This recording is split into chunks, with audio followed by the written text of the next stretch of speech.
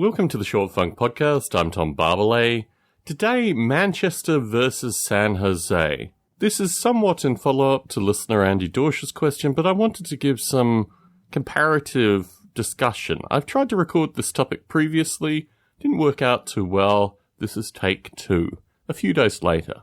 When I lived in Manchester, I actually lived on the outskirts of Manchester in a place called Wilmslow, which is quite distinct from Manchester. Manchester is an industrial city. It's a Industrial Revolution industrial city, in fact. It's a fascinating city to spend any time in because you realise that a number of the problems that Manchester faces are akin to any major city. But the way in which the Manchester bureaucracy deals with it, the way in which the community deals with it, the way in which the various community components take part is very interesting and unique and distinctly European. Like, it's not even really a British approach. I suspect that it's probably modelled on Rotterdam or these kind of places where you have large industrial cities in Europe, and you have a variety of problems that are unique to these industrial cities. And through this, I get... it's more an emotion than a series of components, which makes it rather difficult to do a compare and contrast. But I just get the sense in Manchester that things function to a slightly higher degree. There's a slightly higher degree of social responsibility. There's a slightly higher degree associated with social cohesion. And a lot of the stuff that I encounter in San Jose, I think would be quite alien in Manchester. While I was in Manchester, there was I don't know what they're called in the UK. Firefighter, I think, is the American term.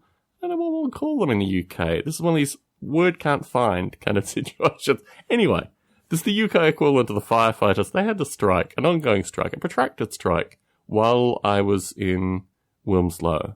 And I would walk past the fire station on a daily basis on my way to and from work. In fact, I walked in a circle, so I only passed the fire station typically once a day. And I saw the firefighters out there, and I saw them picketing and these kind of things. I thought to myself, I still feel relatively safe. Like, if there was a fire, I know something would happen.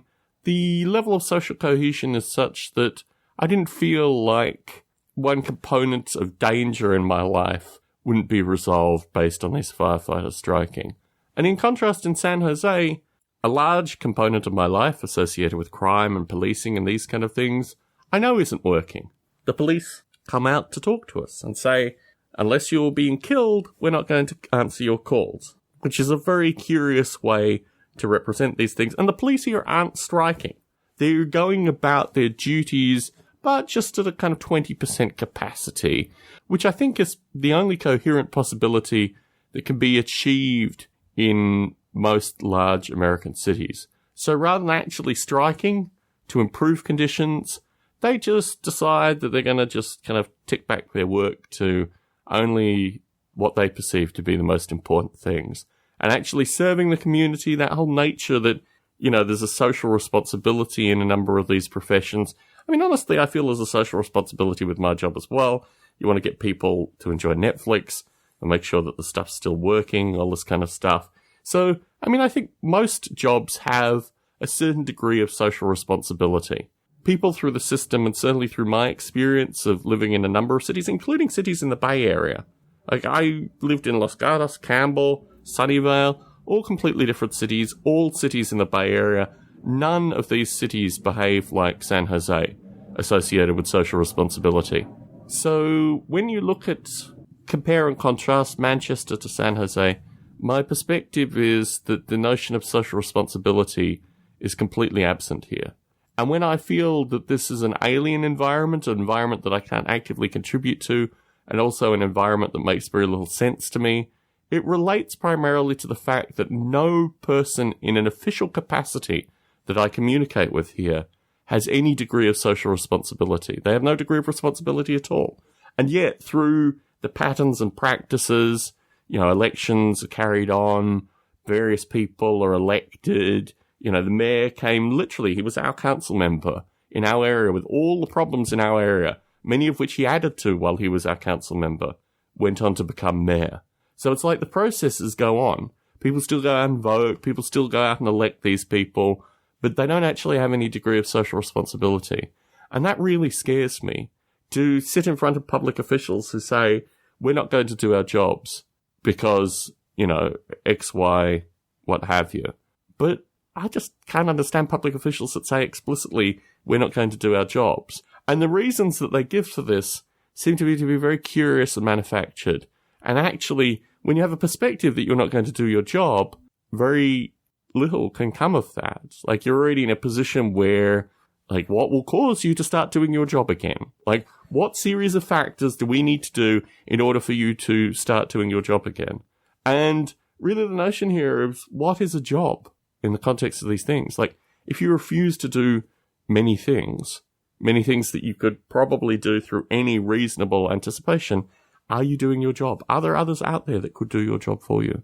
And I think this is really very curious because I come from a far left perspective. I certainly believe in the rights to strike and these kind of things. What strikes me here, if you don't mind the pun, is that none of these standard operating methods are used to address the power structure. And because the police and the city work hand in hand not to do work, there's no means of standard conflict resolution in anything that I've seen. There's just like this ongoing agreement between the city officials, the police, not to do their jobs, which strikes me as really very, very curious. But you've got to realize here that the relationship between the city and the police is the most important relationship there is in terms of one having the other one's back in this circumstance. And it means that there's not even like a standard negotiating procedure. It's just an agreement that these people are going to take money and not work.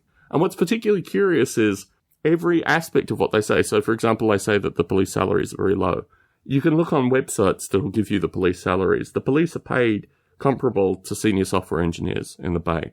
And I don't have a problem with that. But I have a problem with them saying that they're not particularly well paid. And then you look up and you see that they're earning, $300,000, $250,000. That's reasonably paid. That's paid certainly to a level where if you don't do your job, there should be another person that can replace you in some very curious sense. So I hope this has given Andy Dorsch some perspective associated with my own views here. And I wanted to do a compare and contrast because I'm thinking a lot about my time in Manchester currently, particularly as we consider returning to that part of the world at some time in the future. Tom Barbalet in San Jose, signing out.